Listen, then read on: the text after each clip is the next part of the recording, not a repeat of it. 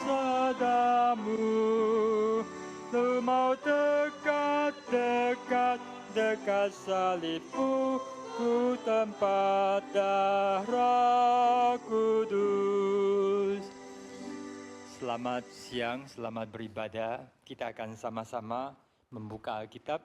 Kita akan membuka dari Injil Lukas. Mari kita sama-sama membuka dari Injil Lukas pasal yang ke-22. Injil Lukas pasal ke-22. Kita membaca ayat yang ke-14 sampai dengan 23. Kita akan membacakannya firman Tuhan ini secara silih berganti. Lukas pasal yang ke-22 ayat yang ke-14. Demikian bunyi firman Tuhan. Ketika tiba saatnya Yesus duduk makan bersama-sama dengan rasul-rasulnya. Katanya kepada mereka, "Aku sangat rindu makan Paskah ini bersama-sama dengan kamu sebelum aku menderita. Sebab aku berkata kepadamu, aku tidak akan memakannya lagi sampai ia beroleh kegenapannya dalam kerajaan Allah."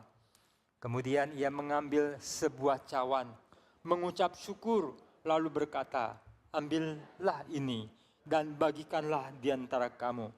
Sebab aku berkata kepadamu, mulai dari sekarang aku tidak akan minum lagi hasil pokok anggur sampai kerajaan Allah telah datang." Lalu ia mengambil roti, mengucap syukur, memecah-mecahkannya dan memberikannya kepada mereka, katanya, "Inilah tubuhku yang diserahkan bagi kamu. Perbuatlah ini menjadi peringatan akan aku." Demikian juga dibuatnya dengan cawan sesudah makan. Ia berkata, "Cawan ini adalah perjanjian baru oleh darahku yang ditumpahkan bagi kamu. Tetapi lihat, tangan orang yang menyerahkan aku ada bersama dengan aku di meja ini. Sebab anak manusia memang akan pergi seperti yang telah ditetapkan. Akan tetapi celakalah orang yang olehnya ia diserahkan." Lalu mulailah mereka mempersoalkan siapa di antara mereka yang akan berbuat demikian. Kita membaca dari 1 Korintus pasal 11. Ayat yang ke-24 dan 25. 1 Korintus pasal yang ke-11. Ayat yang ke-24 sampai dengan 25. Kalau sudah menemukan, kita akan membacakan bersama-sama ayat ini. Dan sesudah itu ia mengucap syukur atasnya. Ia memecah-mecahkannya dan berkata, "Inilah tubuhku yang diserahkan bagi kamu. Perbuatlah ini menjadi peringatan akan aku." Demikian juga ia mengambil cawan sesudah makan. Lalu berkata, "Cawan ini adalah perjanjian baru yang dimeteraikan oleh darahku. Perbuatlah ini setiap kali kamu meminumnya menjadi peringatan akan aku." Kita berdoa. Allah Bapa di dalam surga, terima kasih jikalau kami boleh Engkau himpunkan. Kami telah boleh memuji Tuhan, kami boleh berdoa, kami telah membaca firman-Mu, firman-Mu yang kudus dan hidup, yang menguduskan hidup kami, yang menghidupkan roh kami. Dan kiranya Engkau yang menuntun setiap ucap bibir daripada hamba-Mu, hanya apa yang dari Tuhan, untuk menjadi berkat, mendidik, menguatkan, menegakkan iman kami. Dan kiranya Engkau berkenan atas ibadah yang kami lakukan, bahkan seluruh kehidupan kami, yang terus Engkau topang beri makan dari firman-Mu. Kami juga akan menerima perjamuan kudus. Kiranya kami dilayakkan dan kami sungguh Engkau perkenankan ini menjadi kekuatan rohani bagi setiap kami. Di dalam nama Tuhan Yesus Kristus kami semua telah berdoa. Amin.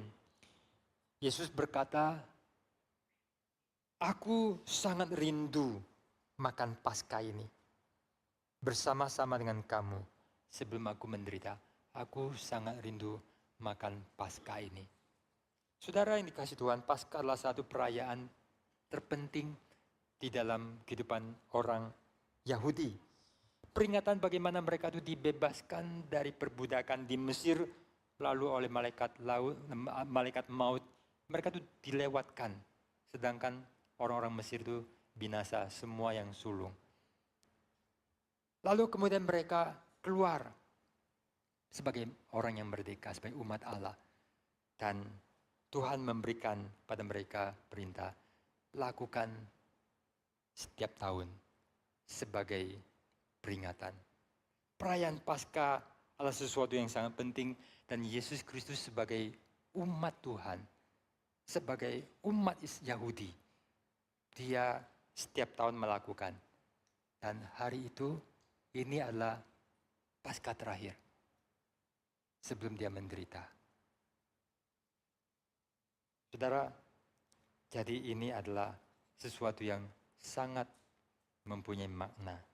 Tapi saudara, ini bukan sekedar perjamuan yang terakhir yang mempunyai makna yang begitu khusus. Tapi pada peristiwa ini Tuhan Yesus memberi makna baru. Tuhan Yesus memberi makna baru. Menjelaskan artinya. Dan bukan sekedar menjelaskan. Tetapi di dalam dia memberi makna baru. Amin saudara. Nah, hanya Yesus yang bisa lakukan. Dan dia menginstitusikan. Dia memerintahkan ini sebagai sesuatu yang terus dilakukan. Lakukan ini sebagai peringatan akan aku. To remember me. Sebagai peringatan. Bukan hanya mengingat. Tapi suatu peringatan. Sesuatu yang bisa bersifat ritual. Sesuatu yang bisa bersifat satu upacara. Satu perayaan pengingatan. Saudara, Yesus Kristus membawa pembaruan. Melalui dia sesuatu yang belum genap. Dialah yang bisa menggenapkan. Paskah adalah bagaimana orang Yahudi dengan rumah yang dioleskan darah domba Paskah. Malaikat maut meloloskan. Yang mestinya mati tidak mati. Dan mereka itu selamat.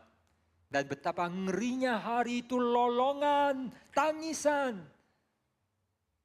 Satu kota besar, kota yang besar. Satu negara dengan kota yang sangat maju waktu itu. Dan saya langsung refer pengalaman saya. Saya waktu itu sebagai dosen dan ada di satu tempat tinggal. Dan di seberang saya ada yang menangis. Kalau anak menangis itu wajar. Kecuali tangisannya tangisan kayak dianiaya, itu lain. Anak nangis itu wajar. Orang-orang tua kadang senang dengar suara anak-anak. Kita membiasakan kadang itu ada anak, sedikit ganggu gak apa-apa. Kecuali terlalu ganggu baru dengan sadar orang tua aja sungkan kok. Kecuali ada orang tua yang sangat jarang. Gak ngerti, gak ada sungkannya. Gak ada aturan. Tapi umumnya baik-baik. Dengarkan suara anak, itu adalah kehidupan. Tapi kalau tiba-tiba dengar suara orang gede, itu nangis. Dan jenis nangisnya itu bukan dipukul. Dipukulkan teriak-teriak. Kau tangisnya lain. Jantung saya, aduh. Saya memperhatikan anaknya mati.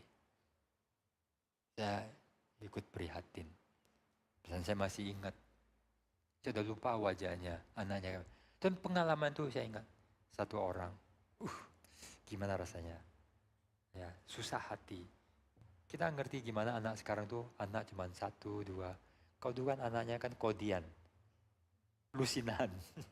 Itu aja anak ya tetap anak. Apalagi yang cuma anak 1, anak 2, tak berapa.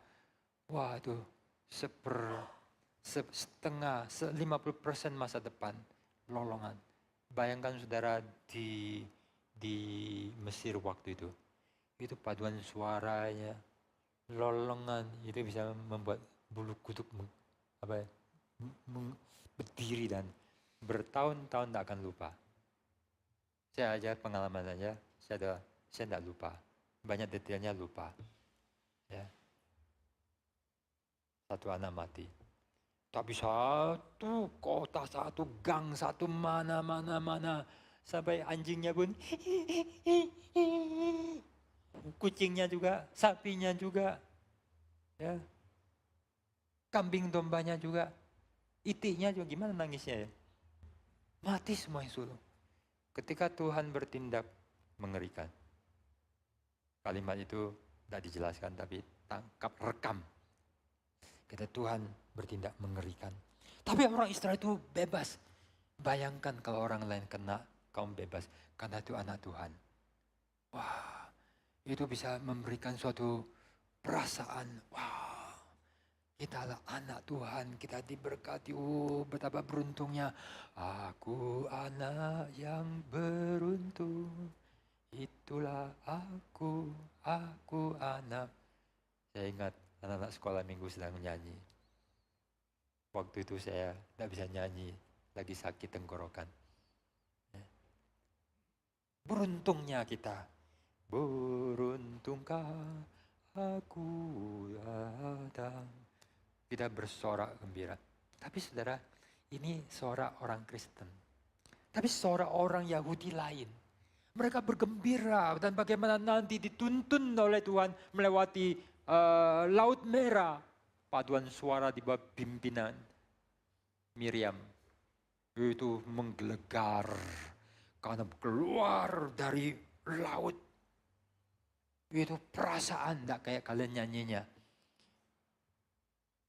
Nyanyi kalian saya masih kurang puas. Pelan-pelan saya akan didik kalian. Cara nyanyi itu seperti apa. Itu menggelegar sampai nanti 40 tahun masih menggema di dalam hatinya Rahab. Amin saudara? Saya merenungkan tentang Rahab, menyentuh. Rahab itu luar biasa. Lalu mereka keluar, lalu kemudian mengalami kesulitan, tertunda. Tertundanya tidak sebentar, bukan cuma 40 tahun. Mereka mati, tak bisa masuk. Hanya belas kasihan bisa masuk. Saudara, maka Tuhan Yesus memberikan satu pembaruan makna baru. Dan Tuhan Yesus telah revolusioner. Begitu tenang, begitu sopan, bisa nggak dikatakan sopan? Ya, tapi begitu powerful. Dan memakai pedang, tapi merupakan perubahan dahsyat. Bukan lagi anak domba. Ada agama kemudian masih memakai domba yang disembelih, kambing disembelih, tapi dirubah dari teologis menjadi sosial. Nangkap? Dan nangkap? Menjadi berbagi-bagi. Kadang kamu juga kebagian 1 kilo dari tetangga, dari potong-potong, sosial. Diambil ceritanya, tapi jadi sosial. Padahal aslinya lah bagaimana itu mewakili tentang domba yang Tuhan sediakan. Bukan Ishak. Dan itu pun tidak asli. Yang asli adalah dari surga. Anak domba Allah yang menghapus dosa seluruh umat manusia. Itulah Yesus. Dan dia rubah menjadi roti yang dipecah. Tubuhnya bukan domba binatang. Domba binatang tidak cukup. Tapi dirinya, darahnya, tubuhnya. Ya, darah daging kata orang. Darah daging artinya manusia. Manusia punya darah dan daging. Darah daginglah istilah mewakili what is man. Manusia itu dari darah daging. Darahnya tercurah, tubuhnya dipecah, diremukan, dia mati. Bukan domba binatang. Yang di dalam kitab Ibrani, surat Ibrani dikatakan, terus tiap tahun, artinya belum selesai. Tapi yang memang aslinya akan datang itulah Yesus. Kenapa perlu demikian saudara? Dari masa Musa bagaimana Tuhan membawa mereka keluar dan jadikan mereka umat, diberikan hukum Taurat, mereka berjanji mau melakukannya. Tapi tidak pernah sungguh-sungguh. Mereka berontak, terus berontak sampai daratan, tanah terbuka, mati. Sampai mereka berontak, sampai tidak diizinkan masuk. Generasi berikutnya, hanya belas kasihan Tuhan. Anak mereka yang dikatakan akan jadi budak. Tuhan mengatakan, no, mereka akan masuk. Kamu enggak. Anak kecil akan masuk. Generasi berikutnya masuk. Sudah masuk, terus berontak. Puncaknya adalah bagaimana Nabi Yesaya itu begitu susah hati. Nabi Yeremia begitu susah hati. Nabi Yeremia itu meratap dan ada kitab ratapan. Menangisi Putri Sion, artinya lah bangsa. Yuk kalau melihat, misalnya kita sebagai orang Indonesia melihat ya, putra putri merah putih. Wah, kita kan merah putih. Kalau mereka kan Sion, Putri Sion. Artinya lah penduduk Yerusalem. Anak-anaknya apa tuh kota ini. Ya. Putra putri Nusantara. Gimana dihajar, dibunuh, diperkosa, dijadikan budak, dimatiin, diinjak-injak. Dia melihat bagaimana mereka meninggalkan Tuhan. Dan mereka terus berontak. Inilah 3 nabi besar yang bagaimana ketika mereka diutus. Siapa yang diutus? Ini aku. Tapi diutus untuk berkhotbah, tapi tidak didengar. Dengar, tapi tidak ngerti. Lihat, tapi tidak menanggap. Masih ingat Yesaya pasal ke-6? Yesaya pasal ke-6, gimana respon mereka? Cilaka. Siapa yang mau jadi hamba Tuhan, engkau diutus 1 orang pun tidak akan bertobat. Oh, kalau gitu ngapain kita KKR regional? Ngapain kita pelayanan? Nabi Yeremia melihat bagaimana mereka nolak, mereka ngelawan. Inilah hamba Tuhan yang full heart, full life. Bahkan hidupnya sebagai satu ilustrasi. Hidupnya total. Bahkan melayani Tuhan. Tapi dia dilawan, dimusuhi, dimasukkan ke penjara, dimasukkan ke perigi, sumur. Dan dia mengatakan, Tuhan, engkau menipu saya. Aku pergi melayani tetapi tidak ada hasil. Tuhan tidak pernah salah, dia yang harus bertobat. Ya. Kalau berlari, ya, gitu aja kamu susah lelah. Gimana kalau kamu akan sesuatu yang lebih berat? Tuhan memberi dia kesempatan dan dia masih bertobat. Tapi gimana melayani Tuhan dalam kondisi tidak ada harapan? Melayani itu sangat ada harapan. Karena itu orang-orang yang melayani tanpa doa, tanpa kerohanian, ada yang tidak melayani. Gimana bisa membuat satu pelayanan itu berhasil? Merubah manusia. Merubah diri aja susah. Gimana mau merubah orang? Gimana orang mau mengerti? Gimana orang tersentuh? Gimana orang ada kekuatan untuk rubah? Ya, tidak mudah. Tapi kemudian Tuhan menghibur dia. Dan hiburannya ini salah satu ayat terpenting. Dan siapa yang belum pernah tahu ayat ini, kamu harus bertobat. Harus sering baca kitab dan catat. Yeremia pasal 31 ayat 31 sampai 34. Dan firman Tuhan di sana berkata demikian. Sesungguhnya akan datang waktunya, demikianlah firman Tuhan. Aku akan mengadakan perjanjian baru dengan kaum Israel dan kaum Yehuda. Bukan seperti perjanjian yang telah kuadakan dengan nenek moyang mereka pada waktu aku memegang tangan mereka untuk membawa mereka keluar dari tanah Mesir. Perjanjianku itu telah mereka ingkari. Meskipun aku menjadi Tuhan yang berkuasa atas mereka. Demikianlah firman Tuhan.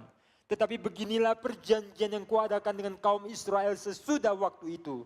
Demikianlah firman Tuhan. Aku akan menaruh Tauratku dalam batin mereka. Dan menuliskannya dalam hati mereka.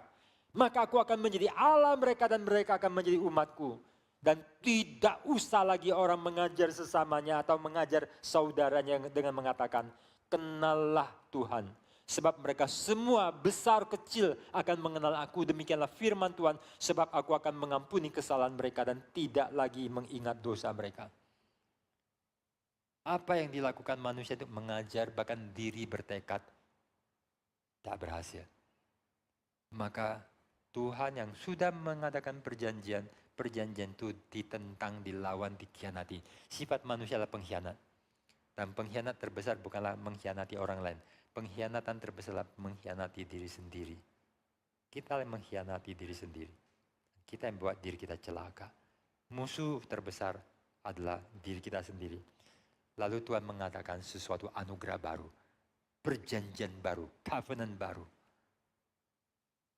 Waktu perjamuan terakhir, Tuhan Yesus mengucapkan, inilah tubuhku yang dipecahkan untuk kamu bagi penebusan dosamu. Inilah cawan apa?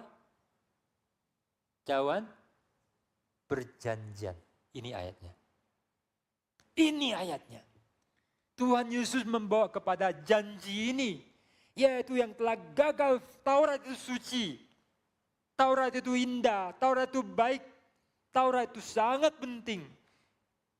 Alkitab paling panjanglah bicara mengenai Taurat 119 Mazmur. Taurat Tuhan, titah Tuhan, perintah Tuhan, nasihat Tuhan, dan macam-macam. Hukum Tuhan. Sampai 7 atau 8 kata menguraikan. Lalu dari Alef, Bet, Gimel, Dalet, ya, dan sampai yang terakhir. Itu dibuat disusun. Begitu indah, ayat-ayatnya begitu luar biasa. Begitu mendalam.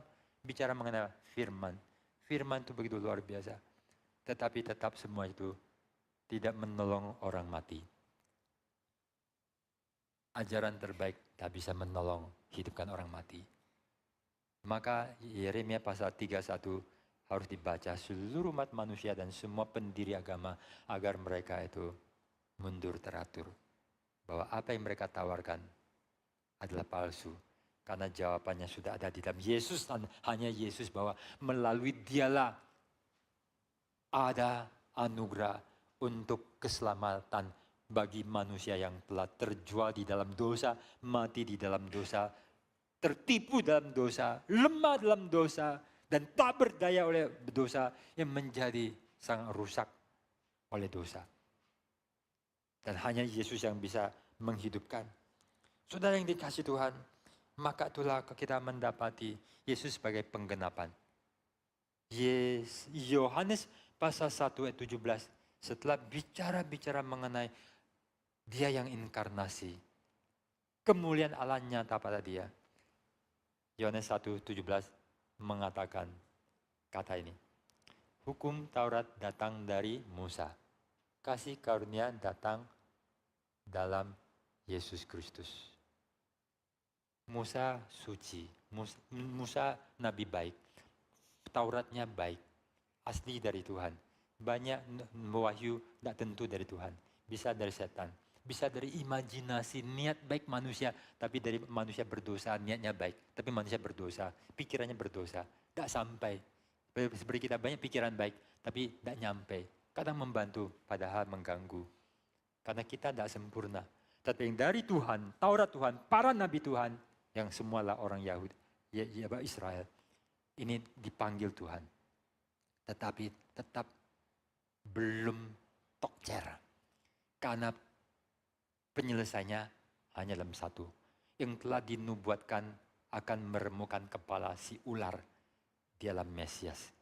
Inilah juru selamat satu-satunya yang melaluinya penebusan dosa terjadi. Manusia bisa kembali pada Tuhan dan manusia bisa diperbarui, jadikan ciptaan baru. Sehingga mereka itu ada rubah. Mereka akan berkata, kami mau mengasihi Tuhan.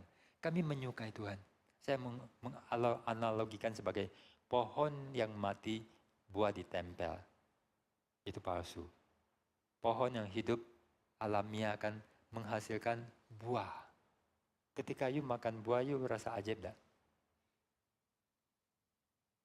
Tadi malam, ketika Anda tidur nyenyak, saya potong nanas dan memakan separuh. Agak bahaya. Tapi saya haus. Saya lama kurang makan buah. Ya, saya makan nanas. Lumayan. Enak. Kadang sebagian buah itu enak sekali. Sebagian buah itu nikmat sekali. Setiap buah itu ada cita rasanya. Buah-buah tertentu. Strawberry yang di Indonesia seringkali tidak enak. Yang enak mahal tak karuan. Impor-impor yang gede-gede. Oga belinya. Ya. Ada buah-buah tertentu enak. Ada jeruk yang kadang tuh enak. Sebagian banyak yang tidak enak.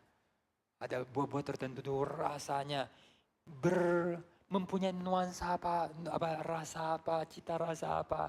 Luar biasa sekali. Ya, teknik kimia orang coba membuat teknologi food ya, pangan ya. Orang coba bikin rasa-rasa tiruan. Itu pun tidak bisa sehat. Tetapi yang buah asli, itu kalau kita punya yang terbaik, Durian terbaik, nangka terbaik, jeruk terbaik, belimbing terbaik, ya nanas terbaik. Wah, itu luar biasa khasiat-khasiatnya, cita rasanya, nikmatnya, ya luar biasa sekali. Semua ini luar biasa. Hidup yang diari Tuhan menghasilkan sesuatu luar biasa. Saya melihat satu video, bagaimana anak-anak umur 7 tahun, 8 tahun, 6 tahun, pakai baju loreng, bawa senapang, diajarin membenci, diajarin membunuh. Satu perempuan itu memegang belati. Dari kecil ngajarin untuk tikam orang, gorok orang. Tidak semua orang dalam agama itu setuju. Tapi yang melakukan itu punya dasar di Alkitab. Kalau bangsa orang kafir layak dibunuh, layak dimusnahkan. Itulah agama. Itulah agama. Dan orang itu bisa buta. Orang itu bisa junjung. Manusia makhluk ceroboh, manusia makhluk bodoh, manusia mudah tersesat. Hati-hati dalam banyak hal. Manusia makhluk ceroboh, dan orang yang jadi Kristen baca kitab harusnya cerdas, harusnya berhikmat, harusnya pinter, harusnya diterangi, harusnya menjadi hidup yang memiliki hasil yang baik. Saudara yang dikasihi Tuhan, kita lihat bagaimana di dalam Yesuslah, maka perjanjian baru untuk manusia berdosa yang baik, bukan hanya mereka yang mempunyai niat-niat baik, orang dengan pikiran-pikiran baik, tapi banyak teori salah. Banyak utopia, banyak idealis, tapi salah. Ini agak sedikit dalam. Maksudnya begini, manusia punya pikiran terbaik, apalagi orang abstraksi, orang idealis yang hanya mikir dan ngajar. Tidak masuk ke lapangan dan tidak mendalami realita. Seringkali tidak nyambung. Maka satu kelompok orang yang saya agak kurang merasa positif adalah konsultan. Konsultan dibayar mahal tetapi dia sendirinya gagal bisnis. Dia memberi nasihat-nasihat, teori-teori yang kadang orang lain bisa mikir lebih banyak. Dan dia sendiri adalah gagal. Ya, konsultan, ya. Kritikus yang kadang kurang tepat, memberi kritik padahal tidak mengerti realita. Maka orang itu harus masuk ke lapangan. Dan termasuk kita belajar firman dengan cara duduk begini, ini termasuk sesuatu yang sudah dikritik. Anda duduk sulit untuk tahan lama. Anda sulit untuk konsentrasi. Anda kalau konsentrasi dan ngerti, Anda pulang akan segera mikir makan apa. Anda akan lupa. Belajar itu seringkali harus dipaksa. Harus dipaksa. Harus dijongkrakno. Harus dipaksa. Maka kadang hidup susah adalah keberkatan. Hidup nyaman dan bebas justru mematikan. Masa sekarang adalah masa penuh bebas. Tapi masa paling penuh dengan kecemasan. Penuh dengan menjadikan diri terbelenggu. Ya, kita bahagia kalau dikendalikan, diatur, dipaksa sama yang baik dan bijaksana. Tapi kita menjadi kehilangan. Kita adalah manusia berdosa yang perlu sekali anugerah. Semua ideal-ideal manusia tidak ngerti. Teori-teori, bantuan-bantuan. Nah, saya melihat di barat itu mengalami satu kondisi yang sangat mengenaskan. Ya, sedikit keluar daripada khotbah. Terima imigran, dibantu mereka yang pengungsi, dikasih makan, dikasih sosial, dikasih sekolah, dikasih sejahtera, sudah banyak menuntut, merusak, mengganggu. Yang menolak lebih tak terganggu. Jarang mereka diganggu oleh kelompok, kecuali kelompok yang kita tahu, yang dari Timur Tengah. waktu kecil sebagai korban. Waktu sudah banyak. Dan begitu mereka sudah rame-rame, tuntut-tuntut ya, untuk syariah, lalu melakukan kekerasan. Polisi pun sangat susah. Takut sama yang namanya brotherhood seluruh dunia. Kemana-mana jadi membara. Tapi orang-orang Kristen yang coba untuk kabarkan Injil, yang menyatakan satu keadilan, itu langsung ditangkap, gobloknya tak karuan. Ya. Tapi di negara di Asia Barat atau Timur Tengah, dari kecil untuk membunuh, membenci, bom bunuh diri dan sebagainya. Dunia ini sedang kacau. Dan Barat, ketika di Timur Tengah, orang tuh gimana jadi militan, ekstremis, laki dan perempuan. Di Barat sibuk untuk gimana kita ganti kelamin. Kita jadi gay, kita jadi homo. Dan itu ribut di lembaga negara, di pemerintahan, di kebijaksanaan, di dalam legislatif, membuat hukum dengan uang begitu banyak. Untuk bahkan kirim ke luar negeri di zamannya Biden untuk orang ganti kelamin. Tapi negaranya ngutangnya begitu banyak. Tapi ini ada agenda apa? Selama berapa ratus tahun mereka telah tinggalkan Tuhan.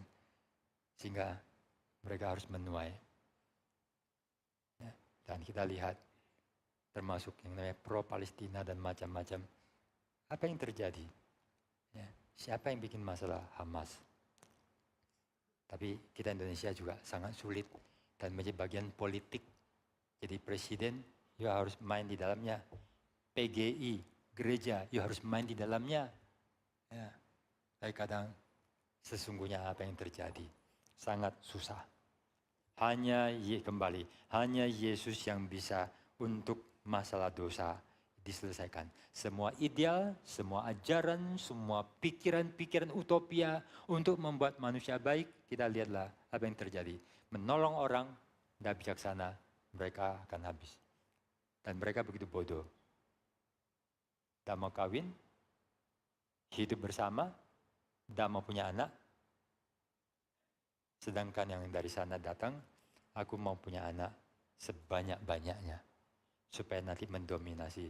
Jadi negara ini tidak lagi Kristen. Sebagian orang sudah mulai menegaskan, kami negara Kristen. Agak too late. Agak sudah too late.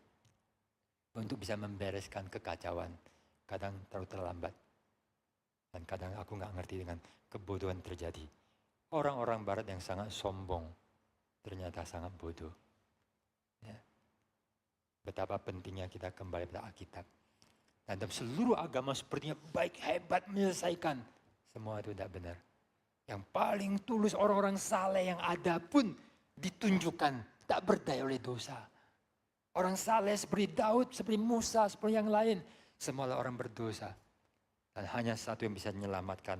Yesus Kristus yang harus turun dari sorga, darahnya diserahkan untuk menjadi korban pengganti dosa, penebus dosa, pendamaian, dan menghancurkan pekerjaan setan, menghancurkan pekerjaan dosa, dan memulihkan kita menjadi ciptaan baru. Sehingga dalam hati kita mengasihi Tuhan, menyukai yang baik. Orang yang telah diubahkan Tuhan, dalam hatinya, mengalir keluar aliran air. Orang memikirkan surga dan di surga akan punya 72 bidadari untuk terus semua pikiran nafsu di dunia dilampiaskan. Gak capek dah, gak susah dah. Hidup hanya gitu, gak ada yang lebih indah. Kapan main musiknya, kapan hal yang lain. Pikiran kotor menyatakan itulah pikiran dangkal. Ya. Ada nggak cinta Tuhan? Ada nggak cinta manusia? Penuh kebencian, dengan benci masuk surga, dapat hadiah. Dan disitulah kontrasnya dengan Yesus yang mengasihi, dengan kasih menaklukkan, kasih yang disiplin, kasih yang berprinsip. kasih yang menang. Dan semua ini hanya terjadi dengan Yesus dengan kuasanya, darahnya, kasihnya yang bisa mengalahkan. Dan inilah yang dikatakan di dalam Yeremia 31. Tuhan adakan covenant baru. Dan itu dimeteraikan, di launching, diinaugurasi, didirikan, dimulai, dibangun. Mulai daripada ketika Yesus mati di kayu salib. Kematiannya adalah rencana. This is the day that the Lord has made. The whole day in this universe dalam sejarah histori. Ada begitu banyak hari. Tapi ada satu hari yang dinubuatkan, yang ditetapkan. Hari Yesus Kristus mati di kayu salib. Di mana setan dihancurkan. Kita dibebaskan. Dan keselamatan tersedia. Hukum Taurat diberikan oleh Musa. Tetapi kasih karunia datang dari Yesus Kristus. Yesus memiliki kuasa untuk menyelamatkan kita. Dan bagaimana orang Israel yang keluar dari Mesir, dari perbudakan, tetap jadi budak. Tetapi oleh Yesus Kristus saja kita boleh dibebaskan. Dan ketika anak membebaskan, you indeed free. Kamu masih berdosa. Itulah pembincangan dengan orang Yahudi yang sangat menyentil, sangat menusuk, sangat mengerikan. Kepada orang yang paling beragama, paling ketat, belajar agama, jauh beda sama kalian. Malas baca kitab, tak ngerti apa-apa. Mereka ngerti. Tapi kata Tuhan Yesus pada mereka, siapa yang berbuat dosa lah hamba dosa. Tapi ketika anak memerdekakan, kamu sungguh-sungguh merdeka. Yesus makan perjamuan. Tapi itulah perjamuan orang Yahudi. Dan dia makan yang terakhir. Dan mengingat bagaimana keluar dari Mesir. Dilepaskan dari maut. Tapi maut masih menguasai. Karena persoalannya belum tuntas. Akulah yang datang membawa ketuntasan. Dan dia mengatakan, domba asli adalah saya. Aku memberikan nyawaku, tubuhku, darahku. Tubuh dipecahkan, dihancurkan, dibinasakan. Darah nyawaku diberikan. Dan melalui inilah perjanjian baru ditegakkan. Dan bagaimana keselamatan boleh diberikan. Dan aku berkata, kamu lakukan. Untuk mengingat aku. Maka Tuhan Yesus memberikan satu perintah, satu makna, lalu juga satu perintah. Ingatlah akan aku. Saudara, banyak orang tuh ingin diingat. Kita akan mati dan kita ingin terus ada dengan cara diingat. Ada orang berkarya dan mendirikan universitas, lembaga pelayanan atas namanya. Berbuat baik supaya setelah mati dia tetap ada. Berkarya yang hebat-hebat supaya tetap dikenang dan diingat. Kepada keturunannya supaya dia tetap eksis ketika dia menjadi hilang, tetap ada di dalam orang-orang keturunan dan sebagainya. Ingat akan aku. Saudara, ada orang bicara mengenai mengingat kepada orang yang telah meninggal. Dalam satu kejadian banyak orang mengingat. Mereka itu memuji, mereka eulogia waktu pemakaman. Orangnya baik, gini, dia pelayanan, bla bla bla bla dan sebagainya. Tidak lama kemudian, siapa yang masih ingat? Siapa yang masih mengingat orang-orang tertentu? Mungkin akhirnya hanya keluarga. Keluarga pun saudara, ada yang kemudian anak-anak kembali kepada kesibukan. Kadang-kadang masih mengingat, kadang pasangannya masih mengingat. Ada yang bahkan tidak lama kemudian pasangan sudah menikah lagi. Yang mungkin wajar dan mereka masih mengingat. Tetapi saudara, perjalanan hidup masih harus dijalankan. Tuhan Yesus mengatakan, ingat, lakukan itu jadi peringatan akan aku. Bukan sentimental Yesus butuh kita ingat. Aduh aku mau mati, ingat aku ya. Kita ingin kita diingat supaya kita tuh masih berharga. Tuhan Yesus kebalikan. Setiap hal bicara mengenai Yesus, mengenai Allah, kategorinya harus beda. Ingat ya, saya terus ingatkan. Setiap kali kita berbicara mengenai Allah, mengenai Kristus, jangan samakan dia dengan kita. Cara pikir kita, kebutuhan. Yesus tidak perlu kita ingat dia. Tetapi adalah kita butuh dia ingat kita. Kata penjahat di sebelah kanan, di sebelah Yesus, ingat akan aku. Wah, tertarik sekali saya merenungkan ini. Gimana mengharapkan orang yang mau mati sama-sama ingat dia. Maka dikatakan orang yang di sebelah Yesus yang disalib itu imannya luar biasa. Nah, ini kita tidak teruskan ke situ. Tapi ketika Tuhan Yesus mengatakan menjadi peringatan aku. Ini adalah bukan orang lemah yang butuh simpati, yang minta belas kasihan untuk diingat. Ada orang yang mau mati minta didoakan. Yesus mendoakan kita. Yesus menyuruh kita mengingat dia. Bukan dia butuh kita ingat dia. Tetapi dia sebagai yang penuh anugerah, penuh limpah, penuh rahmat, penuh belas kasih. Mau kita ingat dia. Agar kita tidak celaka. Agar kita diberkati. Karena inilah untuk kebaikan kita. Apa artinya ketika dikatakan mengingat Yesus? Saudara, kata ingat bukan sesuatu yang hanya sesuatu pengetahuan. Di mana kita recollection, mengingat. Oh, dia ulang tahunnya tanggal sekian. Oh, dia pernah ada. Tapi saudara, dalam bahasa Yunani, kata ingat, mengingat adalah anamnesis. Yang berarti, bisa mempunyai arti representation. Represent. Living. Making present. Kalau saya lihat video anak saya yang sudah meninggal, hatiku akan ingat waktu saya di rumah sakit. Dan hatiku akan mengalami sakit. Hidup kembali. Kita ketika ingat Yesus, kita seperti lagu yang mengajak kita, were you there when they crucified my Lord?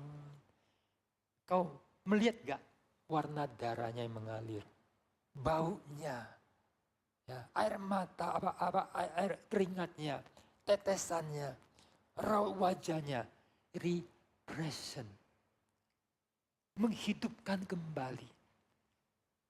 Dan ini bukan hanya datanya dengan ringan. Remember, as a remembrance. Menghidupkan, menghadirkan kembali. Dalam bahasa Yunani itu zakor, remember. Dalam tradisi Yahudi mengingat itu mempunyai makna participate in the reality. Berpartisipasi di dalam realita. Kita berbagian. Ya. Contohnya, dalam Paskah Yahudi memperingati bagaimana mereka keluar dari Mesir. Itu ketika ingat itu, mereka merayakan Paskah. Itu mereka seperti aku kembali bersama nenek moyang. Kami sebagai satu umat, satu entitas. Dan aku seperti keluar bersama dipimpin oleh Musa. Dan bagaimana aku merasakan keluar. Marching. Keluar. Mereka keluar. Dipimpin Tuhan. Jiwa mereka bergetar. Hati mereka tak dingin. Dan mereka itu bersyukur. Wow, wonderful. Our great God lead us. Ya, keluar dari Mesir. Keluar dari perbudakan. Diberikan kemerdekaan. Menjadi bangsa. Remember me. Bukan keluar dari Mesir. Keluar dari dosa. Bagaimana Yesus menanggung dosa. Dan kematian kita dia yang tanggung. Kalau kamu kena satu sakit. Dan mau mati. Lalu ada obat. Obatnya cuma satu. Tapi yang sakit itu banyak. Dan yang punya ini kasih obat ke kamu. Lalu kamu makan. Dia bisa lupa orangnya. Dia bisa lupa orangnya. Boleh nggak kamu lupa orangnya? Tak mungkin, kecuali bajingan. Lalu dia mati untuk kamu. Jarang kita temukan untuk orang lain. Kecuali mamamu, papamu, saudara yang begitu sayang sama kamu. Sampai dia rela mati. Lalu dia mati. Dan dia melihat kamu dengan kasih. Dia tidak akan pernah lupa. Jangan lupa Getsemani. Jangan lupa sengsaranya. Jangan lupa cinta Tuhan. Itulah as a remembrance. Kita hanya menerima tiket keselamatan lalu lupa. Who is our Savior? Siapa penebus kita? Siapa yang berkorban? Emangnya gue peduli? Memang gue nih selama ini egois? Emang saya orang selalu take it for granted. Lalu jadi bajingan. Ada orang yang selalu menerima kebaikan jadi jelek. Tak semua orang itu baik. Saya dapatkan satu video. Jadi itu mengajarkan. Dia itu ngasih makan kepada ular. Tahu ular matuk dia. Lalu dikatakan, inilah pelajaran. Ya. Memang naturnya ular ya begitu. Tidak semua orang yang kamu bantu akan berterima kasih. Sebagian yang you bantu akan matuk kamu. Benar saudara? Benar atau betul? Maksa Pak Solomon. Ya. Faktanya. Tapi saya selalu seimbang. Ada orang itu memang baik. Yang tidak Kristen pun baik. Tapi ada orang, you baikin apapun. Tidak akan pernah baik. Sehingga saya mengatakan hati-hati. Sebagian orang yang dibantu itu akan matuk. Nah, gimana kita bijaksana? Saya akan berhenti dengan hal ini dengan aku nggak mau memperpanjang. Karena kalau saya bicara selalu complicated. Karena realita tidak pernah sederhana. You tidak boleh hanya dengar satu sisi lalu jadi jahat atau jadi baik, jadi naif, jadi bodoh atau jadi super. Hidup ini complicated, you menghadapi manusia ragam. You situasi ragam. You perlu hikmat, perlu peka, situasi berbeda, orang berbeda, perlu hikmat dari Tuhan dan dipimpin oleh Tuhan. Tapi ada fakta bahwa ada orang setelah dibain, mereka itu bisa matuk. Ya. Saudara, apa artinya kita mengingat? Ya. Yang pertama saudara, kita mengingat seperti yang tadi telah dijelaskan, kita itu seperti relief, menghidupkan kembali. Kita menghadir, diri kita yang hadir. Bahwa Yesus yang menyerahkan dirinya, tubuhnya dipecahkan. Bagaimana dia bermahkota duri, bagaimana kaki tangannya diikat dan dipaku. Dentuman daripada palu, jedar. Kamu baru tersenggol dikit sudah mau perang dunia keempat. Gimana dia itu merelakan tangannya. Dan tangan yang kesakitan itu akan merenggut. Lalu pakai tali ditarik sampai mungkin copot ininya. Ya, ditarik pakai tali. Lalu dipaksa dan dipakukan. Dan harus lemes, bergelantung. Mesti diikat supaya enggak melorot jatuh. Ya, sampai tulangnya mungkin melorot kalau udah kuat tulangnya. Ya, yang dipaku itu bukan yang lembek, tapi tulang yang dipaku, lalu berdarah, rusuknya yang ditusuk, mahkota duri, dan apa yang dia lakukan, apa yang dia ucapkan, semua itu adalah for me. Seperti dikatakan oleh Martin Luther, untuk akulah yang tergantung, akulah yang mati, tapi dia menggantikan saya. Maka sekarang aku adalah miliknya. I'm safe. Yesus telah memenuhi seluruh tuntutan kesempurnaan penebusan. Sehingga kita mengatakan selamat, selamat, da da da da da da da, selamat, selamat, da da da da da da. Kita bersyukur banyak lagu-lagu bagus itu tidak boleh kita buang. Mengungkapkan doktrin iman ekspresi yang luar biasa. Kita adalah safe.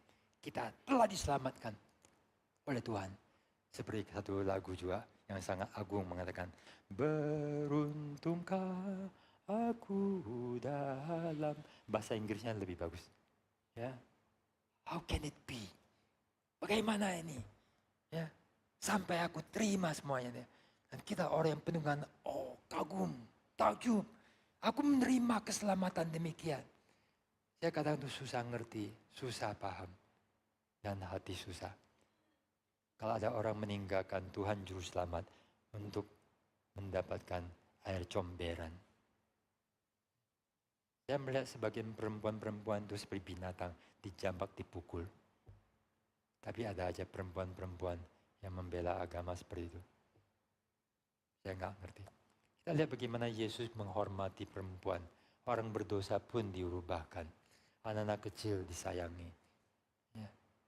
Bagaimana Tuhan Yesus memperlakukan orang dengan penuh.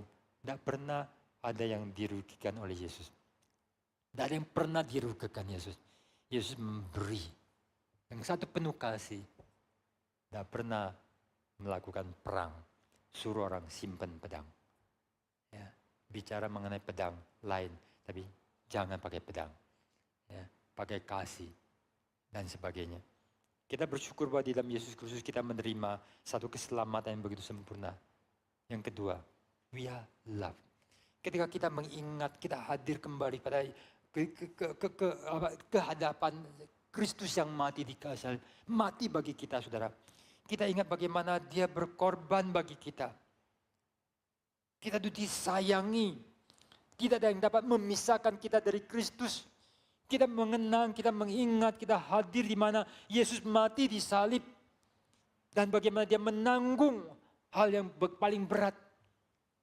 Kalau ada orang yang mau nanggung yang berat bagimu, wah dia tuh harus hargai. Itu orang luar biasa. Umumnya orang berbuat baik dengan harga murah, pahala besar. Kalau bayar harga berat, hanya orang yang mencintai, rela berkorban.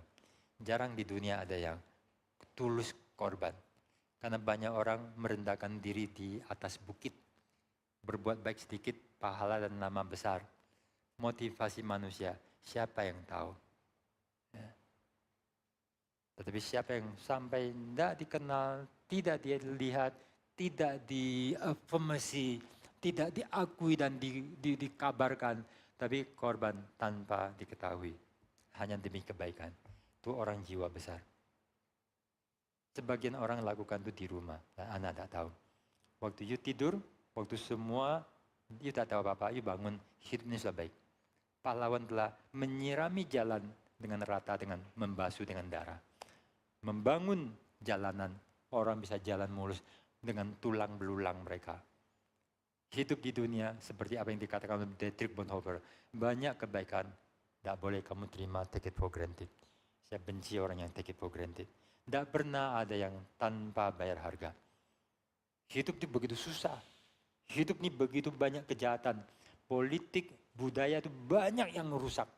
Jadi jika ada yang baik itu pernah ada pahlawan dan para martir telah menyirami jalan salib.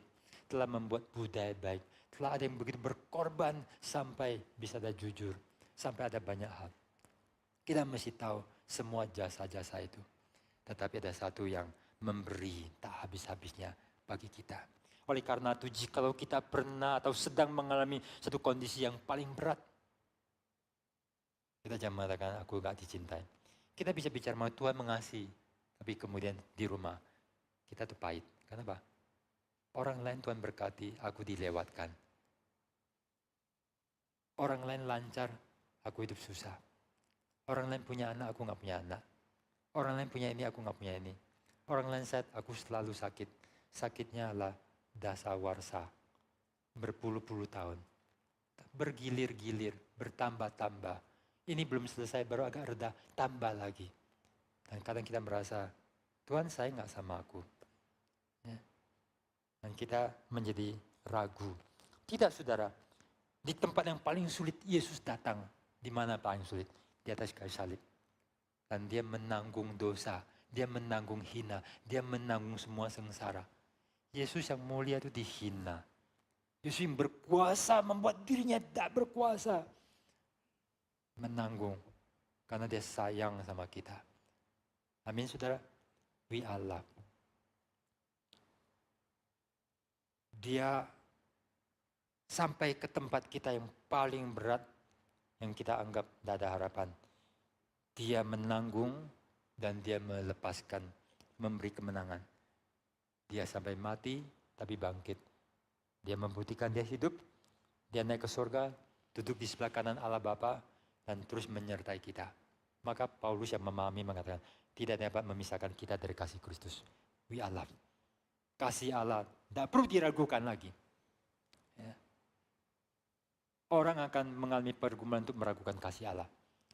Tapi bagi orang yang telah bertumbuh, mau mati istri, mati suami, mati papa, mati mama, mau mati anak, berusaha mengalami kesulitan. Coba periksa, waktu kamu mulai yang paling susah, you ragu nggak kasih Tuhan? Mau pendeta, semua sama. Tapi bisakah kita diteguhkan? Tuhan mengasihi. Saudara, saya mau cerita. Ada seorang filsuf bernama Gabriel Marcel. Anda mungkin kurang kenal. Tapi sebagian mungkin pernah tahu. Dia punya cara pikir yang terkenal dengan sebutan I and thou, I and it. Siapa yang tahu? Pernah dengar? Juga Anda dengar.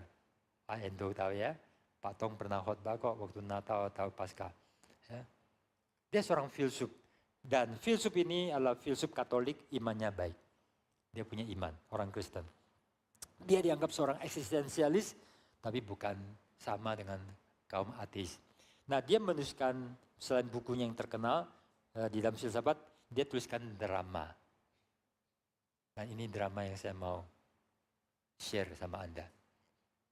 Tapi ini dramanya filsuf, jadi agak lain ceritanya. Bukan drama-drama Korea, bukan drama happy ending, tapi dramanya filsuf. Di sebuah kota kecil di Prancis abad ke-20, ada seorang pendeta namanya Claude. Pendeta ini sangat cinta Tuhan dan mencintai pelayanan. Dia seorang homme de Dieu.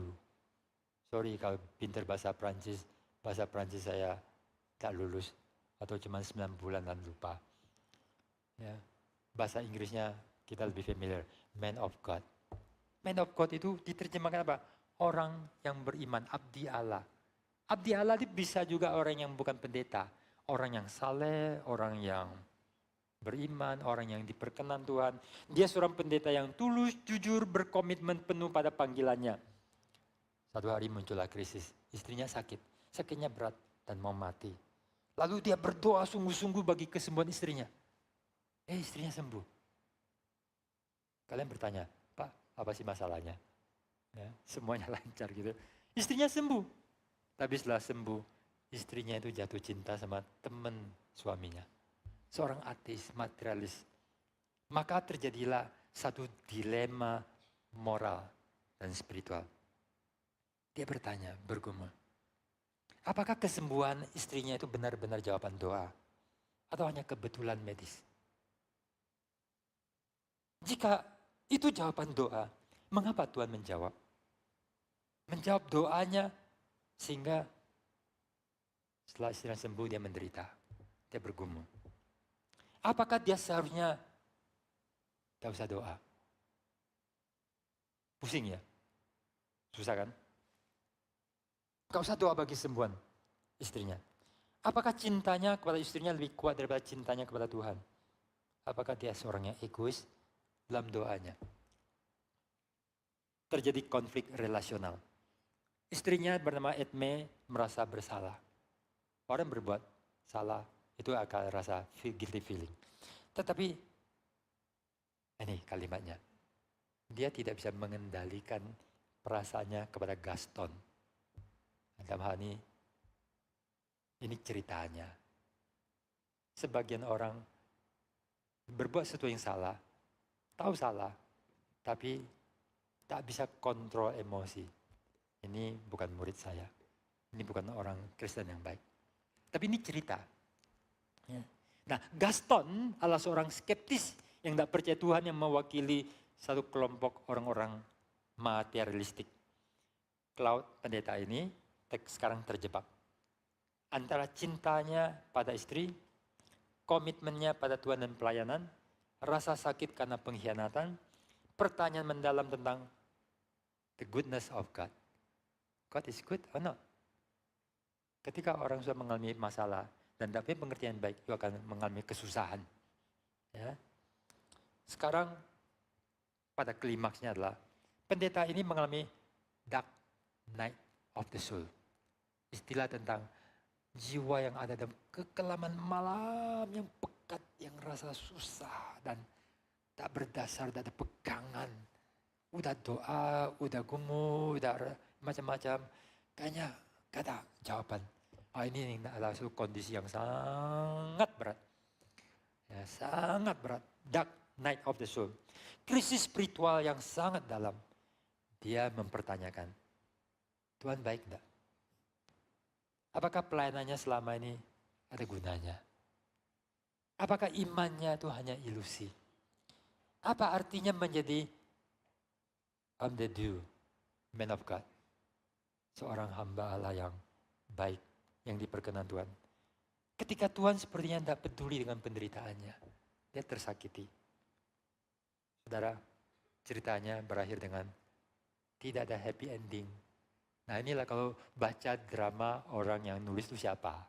Ya, kalau Hollywood terakhir sih tidak happy ending.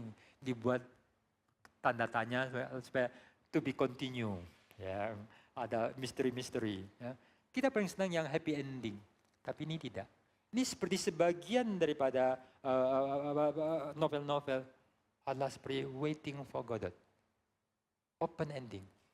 Membuat kita tuh kayak gamang dan bergumul. Ini adalah orang filsuf mengajak kita bergumul.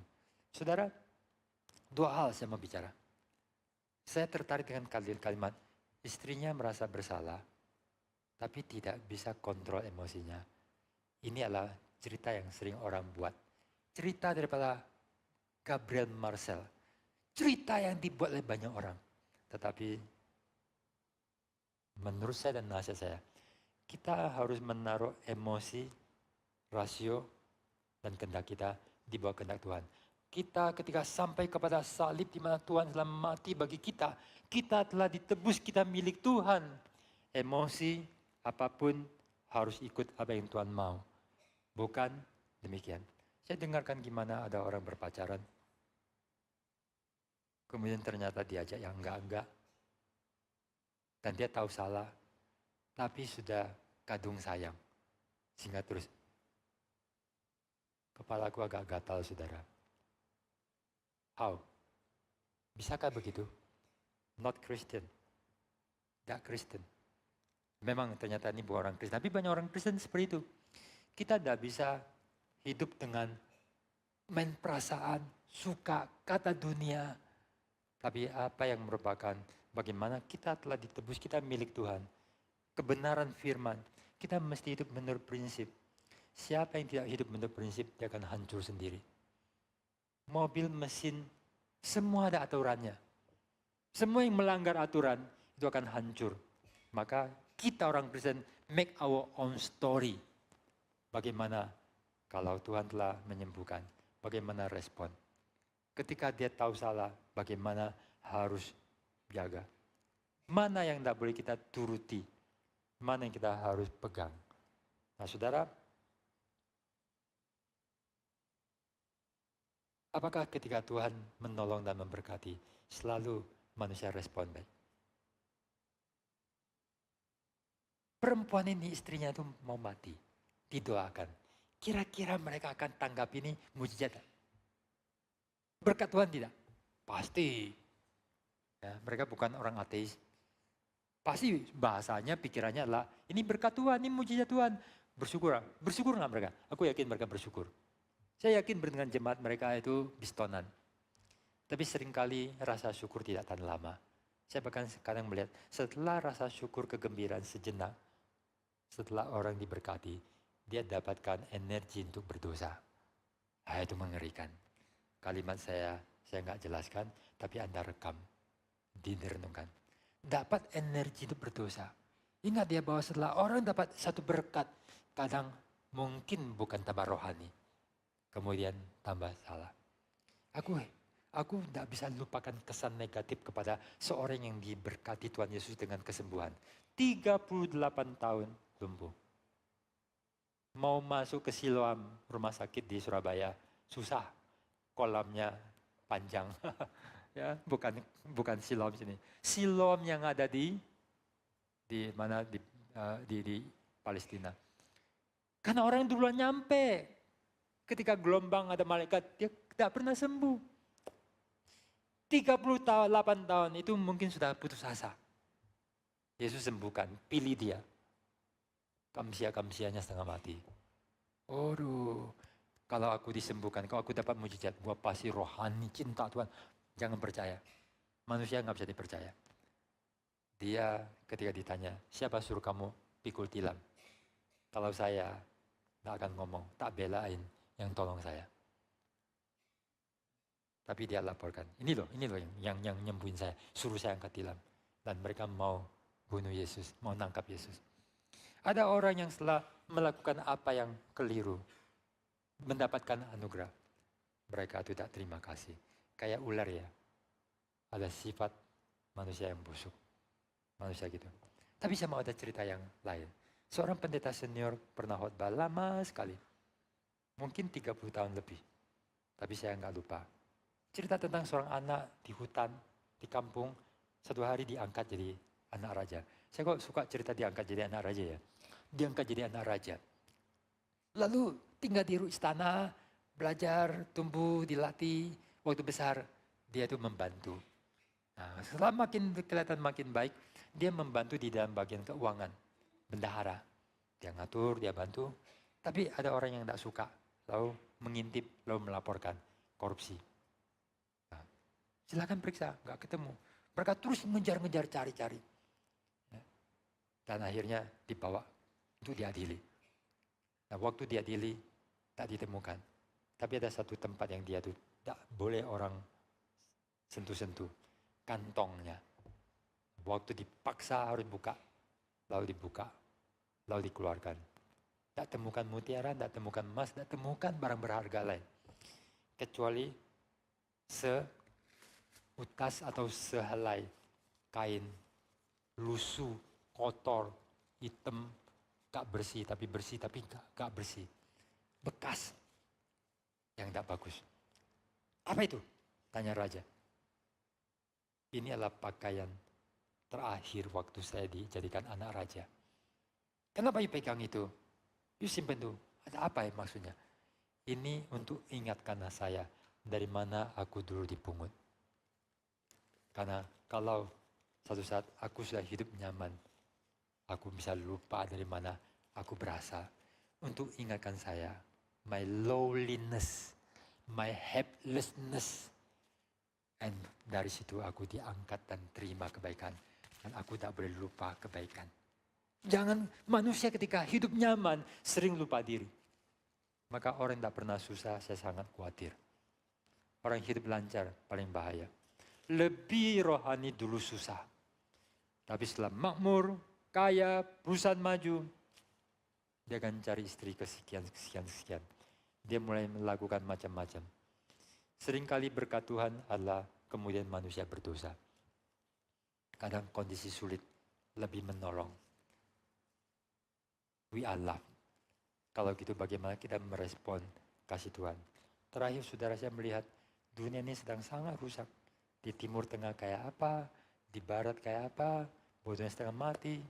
Lalu saya melihat juga banyak kejadian hamba Tuhan bermasalah, orang-orang Kristen bermasalah. Saya merasa ya orang seperti Jonan, orang Katolik, kayaknya ini hal yang baik. Tapi berapa banyak orang-orang Kristen yang baik? Pengusaha Kristen, banyak yang kurang bagus. Menteri-menteri Kristen dibanggakan oleh gereja, para pemuda. Wah, kita punya menteri, punya anak Tuhan. Di sini, di sana. Ada banyak kasus. Ada banyak kasus yang terjadi, yang tidak baik.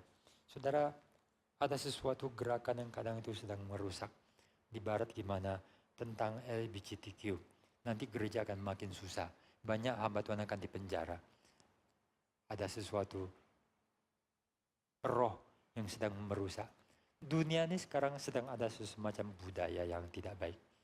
Yaitu semua yang namanya kokoh, ketat, prinsip sedang dilunakkan, sedang dicairkan, sedang dibuat tidak menjadi solid, berubah, tidak kekal, terus menjadi lembek.